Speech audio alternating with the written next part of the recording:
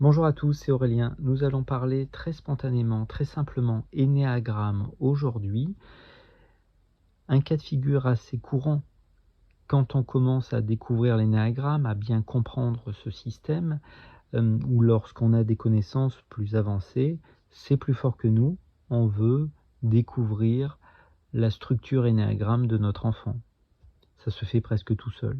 C'est la conscience que nous sommes qui observe bien simplement notre enfant et qui se dit mais qu'est-ce qu'il est? Il est 5, 6, 2, 3, qu'est-ce qu'il est?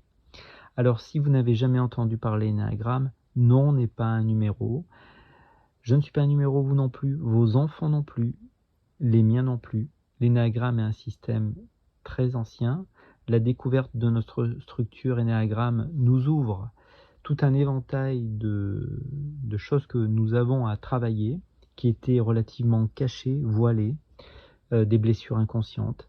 C'est un chemin prévisionnel très fort, très juste, c'est-à-dire que l'énéagramme pointe avec une grande justesse qu'est-ce qui se passe à hauteur de ce qu'on s'est libéré de notre attention première, compulsion énéagramme, vassana principale, fierté énéagramme, ou au contraire lorsqu'on est plutôt dans une phase involutive, quand on est sous stress, malaise. Donc c'est le premier, de loin le premier enjeu, découvrir notre personnalité énéagramme. Je ne vais pas refaire de petites présentations de ce qu'est l'énéagramme. C'est un système tellement ancien, tellement riche, tellement passionnant, et il a été tellement vulgarisé, tellement simplifié ces dernières années, voilà, ou décennies.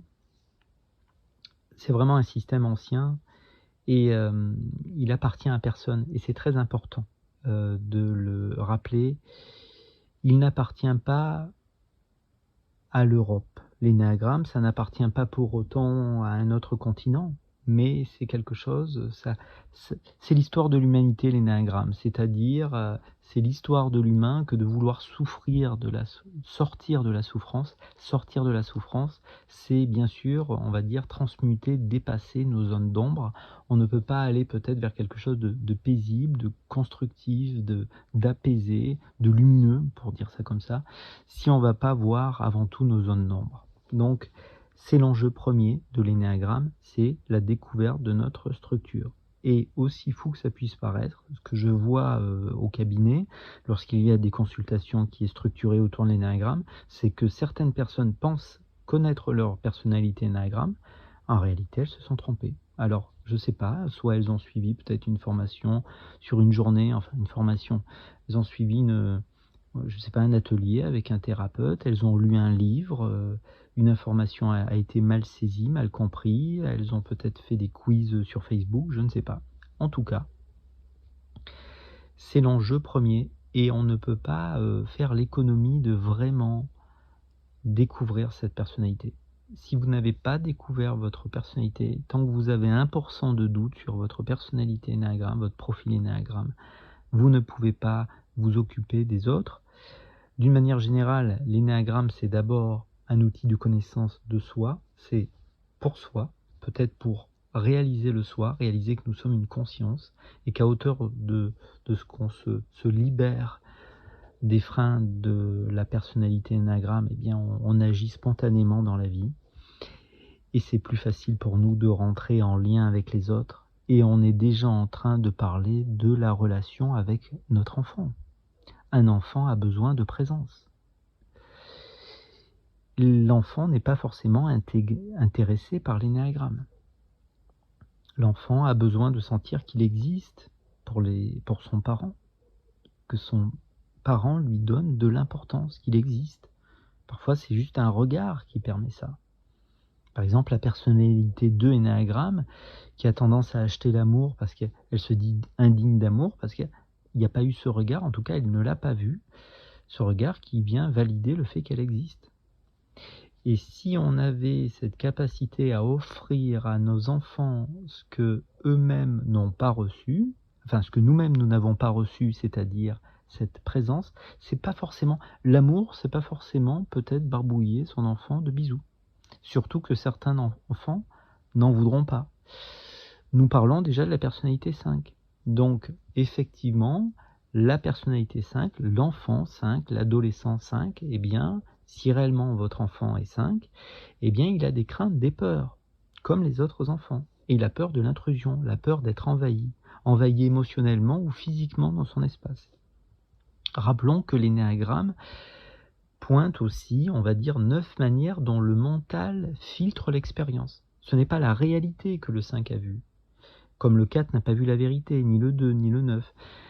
C'est un aspect, c'est-à-dire son mental a filtré l'expérience. Nous le savons, parce que si c'était la vérité qu'on avait vue, tout le monde aurait vu la même chose. Les frères et sœurs auraient vu le même événement. Si vous êtes en couple, des amis, certains événements, vous voyez bien que c'est vécu différemment, ça a été vu, conscientisé en tout cas, à travers un filtre différent. Donc le 5, l'enfant 5, eh bien effectivement, a peur de l'envahissement. Il a peur d'être envahi, il a besoin de rester dans une position d'observation. À ce titre-là, plus vous voulez le faire bouger dans une direction, et plus il va prendre du recul. Je reviens un petit peu en arrière sur ma vidéo. Eh bien oui, il s'agit d'aimer la différence. Parce que quand on a plusieurs enfants, on va vite se rendre compte que nos enfants fonctionnent de manière différente. Ils ont été élevés de la même manière, voilà le constat que certains d'entre nous en ont fait, et pourtant ils agissent de manière différente. Nos enfants aussi viennent parfois pointer nos zones d'ombre. Donc par exemple, si vous êtes de profil 1, par exemple, perfectionniste, l'enfant 5 vient pointer une zone d'ombre.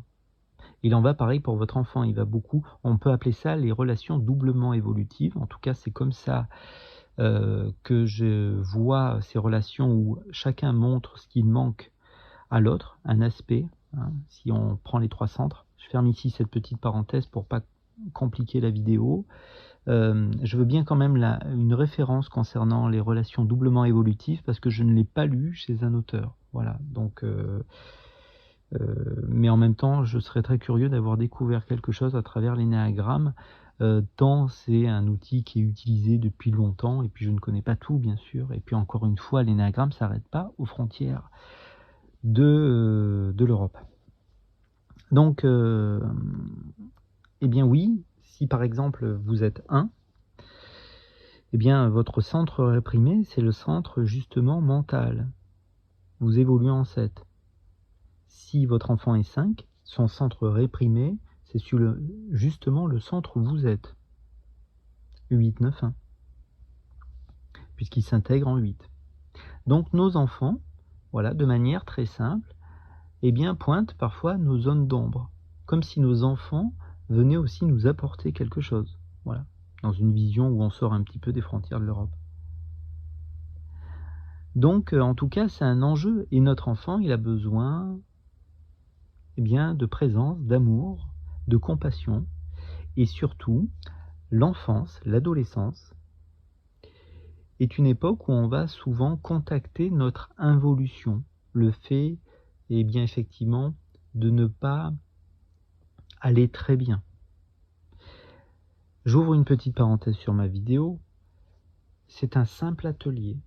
Voilà. Donc, il faut faire preuve de discernement quand on a des enfants. Si votre enfant va mal, si vous avez l'impression qu'il va mal, eh bien, il faut évidemment l'emmener. Je n'ai absolument aucun avis à donner là-dessus. L'amener voir un thérapeute, s'occuper de lui. Mais, voilà, un enfant de structure 5, si vous n'êtes pas 5, fonctionne très différemment de vous. Il a besoin d'un jardin secret, il a besoin d'être en retrait, d'être en observation, il ne confie pas ses connaissances, vous n'êtes pas forcément au fait avec ce qui l'intéresse, il va aller contacter son involution, c'est-à-dire le 5 se désintègre en 7, il va prendre les défauts de la structure 7, il va un petit peu gloutonner une information sans intérêt, voilà, juste pour le plaisir de se remplir mentalement d'informations, mais, et on verra ça dans d'autres vidéos, en fait c'est son chemin aussi évolutif. Le chemin évolutif du 5 se termine en 7, c'est-à-dire ça, bien sûr, sa faiblesse deviendra sa force. Mais on verra ça dans d'autres vidéos, je ne voudrais pas la compliquer celle-ci. Donc, naturellement, eh bien, c'est aussi parfois à travers les épreuves, à travers le fait d'aller mal, le fait aussi de de goûter, on va dire, à certaines choses déplaisantes qu'on se dit après, je n'en veux plus. Et donc, parfois, on peut constater que c'est pas forcément ceux d'entre nous qui avons eu une enfance extrêmement paisible, où tout va bien, où tout était merveilleux, et à part la personnalité 7, peu d'enfants considèrent ça. Eh bien, oui, notre enfant a des choses à vivre, peut-être. Mais encore une fois, prenez du recul, ne prenez que ce qui est bon pour vous dans ces vidéos. Mais voilà, on a tous des peurs, des freins à dépasser, des croyances limitantes. Une croyance limitante très forte du 5, c'est que je suis mes connaissances. Donc comme je suis mes connaissances, bah, je voudrais quand même pas les partager, surtout qu'il se sent souvent aride, hein, le 5. C'est vrai que ça ne coule pas. Voilà, c'est vrai qu'il n'est pas connecté à l'émotionnel. L'émotionnel est représenté par l'eau. Oui, il est très sensible. Et ça, il faut le saisir. Par contre, ça ne coule pas. Voilà. C'est la peur du monde extérieur. Et effectivement, à hauteur de ce qui va se dépasser cette peur du monde extérieur, ben, il rentrera peut-être en lien plus facilement avec vous plus tard. Voilà. Mais aussi, certains d'entre nous, on peut constater que la relation, parfois avec nos parents s'améliore quand eh bien, on a 20 ans ou 30 ans ou 50 ans. Ou, la vie, peut-être, c'est comme ça, c'est un chemin. Les choses sont impermanentes, il faut le dire aussi, c'est-à-dire les choses négatives sont impermanentes, les choses qu'on pourrait juger positives aussi évoluent, hein, changent, sont changeantes. Donc voilà, moi si je résume cette vidéo, voilà, ce petit partage, eh bien je pense que notre enfant, avant tout, il a juste besoin qu'il se sente en sécurité, aimé, protégé, et puis accepté aussi. À chaque fois que vous acceptez que votre enfant voit la vie différemment que vous, la conscience que nos enfants sont, eh bien reconnaît ça. Et c'est encore une autre manière de sentir qu'il est aimé. Mais on ne change pas l'autre. On ne peut pas changer l'autre si il n'en a pas envie. On ne veut pas aider l'autre s'il n'en a pas envie. Donc c'est toujours délicat quand on est parent, parce que des fois on voit nos enfants souffrir, on veut les aider. Et là, eh bien, je vous souhaite du courage si c'est le cas, et peut-être trouver un thérapeute qui peut peut-être vous aider. Mais je reviens, c'est important, sur le début de cette vidéo. On s'est rendu compte que nos enfants sont vraiment, on pourrait évoquer les neurones miroirs naturellement. Un enfant, effectivement, si ses parents ne vont pas bien, il ne va pas bien. Si un parent à un moment donné arrive à se libérer de certaines choses, qu'il gagne en paix, en tranquillité, vous vous rendez compte que, eh bien, ça crée une résonance. Surtout quand l'enfant est en bas âge, hein. Un enfant avant 7, 8, 9 ans, il est en connexion directe avec comment mon parent se sent. Donc finalement, est-ce que mon enfant a besoin d'aide ou est-ce que j'ai moi-même besoin d'évoluer? C'est une bonne question, ça.